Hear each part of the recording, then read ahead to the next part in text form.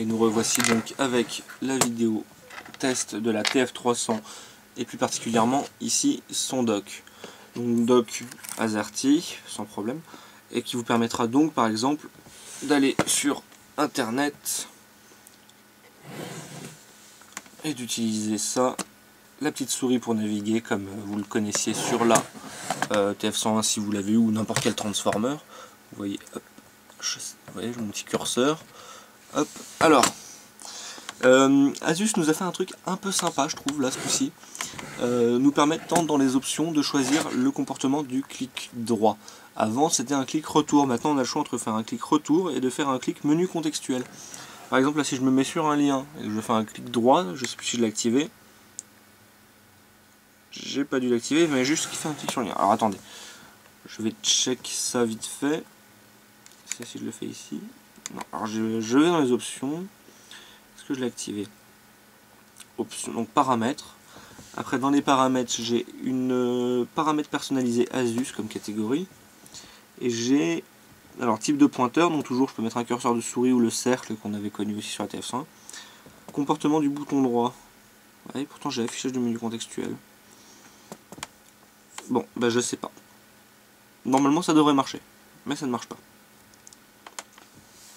Donc si je retourne sur Asus Canada, mais je m'en fous. Si je veux aller par exemple sur AsusPad.fr, donc là je suis un peu en travers, c'est vraiment pas pratique pour écrire, mais hop, j'ai tapé sans problème, donc on n'a pas de problème du tout de latence pour ceux qui ont connu le problème sur la TF101, où quand on utilisait sur internet, on avait un retard entre le moment où on tapait sur le clavier où ça s'affichait. Ça c'est un problème que je rencontre plus du tout. Donc ça c'est un gros plus. Donc voilà, après à deux doigts je fais du scroll, je peux monter, descendre, je peux pinch to zoom aussi normalement à deux doigts, je sais pas si j'y arriverai. Bah non parce que j'ai la... Alors je vais essayer, mais...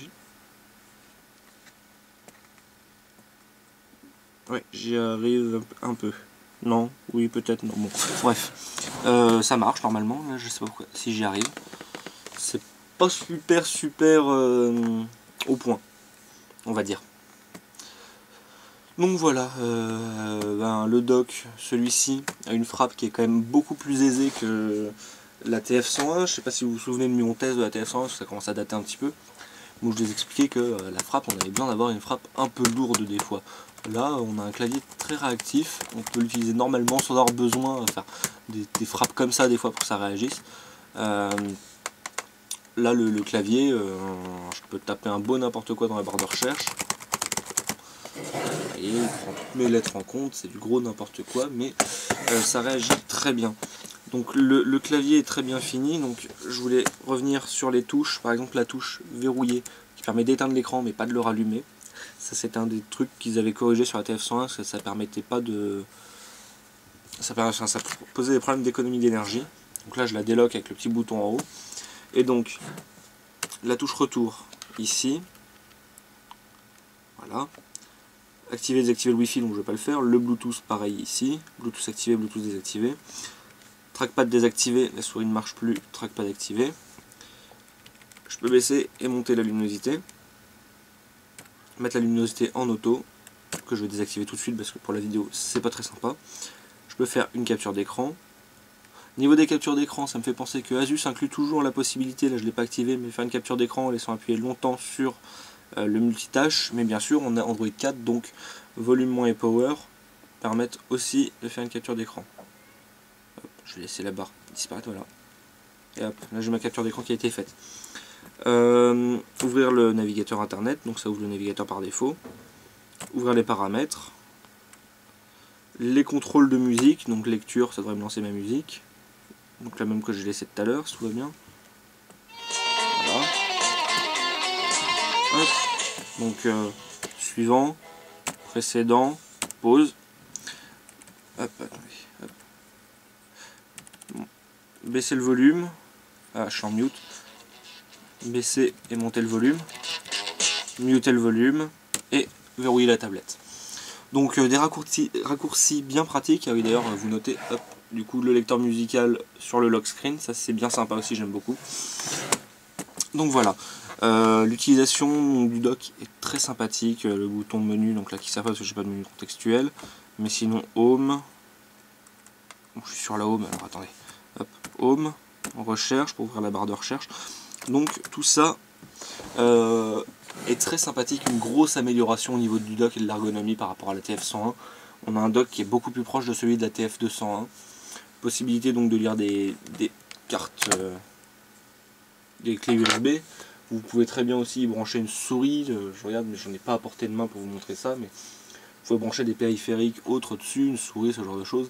On a souvent eu les questions pour la TF101, ne comptez pas par contre y brancher par exemple une imprimante. L'OS ne gère pas ça, donc ça sert à rien de vous dire, je vais faire un petit rappel du coup, ça reste une tablette, c'est un produit de navigation et multimédia, on va dire subsidiaire, mais ça ne remplacera pas totalement un PC, ça n'a pas des fonctions toutes les fonctions que peut vous proposer un PC sous Windows, sous macOS, sous Linux. Ça reste des fonctions basiques, surfer sur internet, regarder des vidéos en streaming, regarder des vidéos stockées sur l'appareil, écouter de la musique, ce genre de choses. Vous n'allez pas brancher ça à une imprimante, vous n'allez pas faire de la retouche Photoshop poussée avec, vous n'allez pas faire du montage vidéo poussé avec, ça reste une tablette. C'est un outil multimédia de loisir, ce n'est pas un outil aussi complet qu'un ordinateur. Donc voilà pour cette vidéo sur le dock. Donc si je peux revenir, vu que c'est la dernière vidéo que je fais sur cette TF300, je vais parler de la conclusion maintenant. Donc on a un produit qui allez, on va parler du produit complet donc avec le dock, qui pour 499 € nous propose une tablette, son dock, et le tout avec 32 Go de stockage totalement extensible. Je le rappelle une fois ici avec le micro SD, deux fois encore avec le SD ici et trois fois avec l'USB.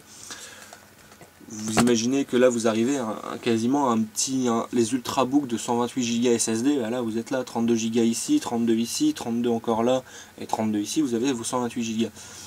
Donc c'est pas mal, vous pouvez même trouver des clés USB de plus gros format. Donc là c'est vraiment une capacité de stockage qui est très importante. Un hardware intéressant, alors on a un T30L, donc le Tegra 3, on va dire entrée de gamme, qu'on retrouve aussi sur une tablette à 200 $. C'est vrai qu'on aurait pu imaginer qu'Asus pouvait faire un petit effort et proposer par conséquent au moins un T30, donc celui de la Prime. Mais on sent qu'ils veulent vraiment marquer leur gamme en disant on n'aura pas la même puissance sur une TF300 que sur une TF Prime ou qu'une TF Infinity. C'est un petit peu logique si on prend une logique commerciale, mais c'est un peu dommage parce qu'on se rend compte qu'on a le même processeur dans une tablette à 400 € que dans une tablette à 200. Ensuite, sinon, que dire, le design, alors un peu plus épais qu'une TF300, qu'une TF201, une Prime, mais vraiment très joli, très esthétique, ça reprend à peu près les formes de la Prime, avec le plastique de la TF101 et des couleurs très flashy, très pop, très sympa en fait, très grand public, qui vont beaucoup plaire. Moi j'aime beaucoup en tout cas. Donc voilà, un design qui m'a vraiment séduit, elle est très jolie, les couleurs sont très sympas. Le dock, grosse amélioration par rapport au dock de la TF101. On a un dock qui est vraiment ici fonctionnel, sans avoir à taper dessus comme un acharné. Toutes les frappes sont bien prises en compte, on n'a plus de délai entre le temps de frappe et le temps d'affichage. Donc là, si vous voulez allier un petit côté plaisir, geek et étude travail, pourquoi pas remplacer votre netbook par une transformer pour aller à la fac prendre vos notes en amphi. Ce modèle-ci peut totalement convenir. Après c'est sûr que tous les textes qu'on travaillera sur Polaris Office ne seront pas aussi travaillés que des textes qu'on pourra faire sur Microsoft Office. Microsoft Office devrait arriver sur Android très bientôt. Donc conclusion, pour le prix on a un excellent produit, très bien fini, très joli, très performant. Je regrette juste le T30L à la place du T30, mais c'est tout.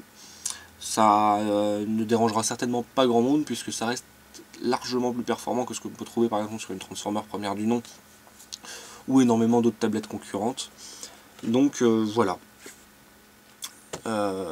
Asus Transformer Pad TF300, très bon produit, très sympathique et un bon positionnement prix. Donc j'espère vous retrouver bientôt pour toutes nos vidéos, tests et news sur Asus Pad. Et ben, merci de nous suivre.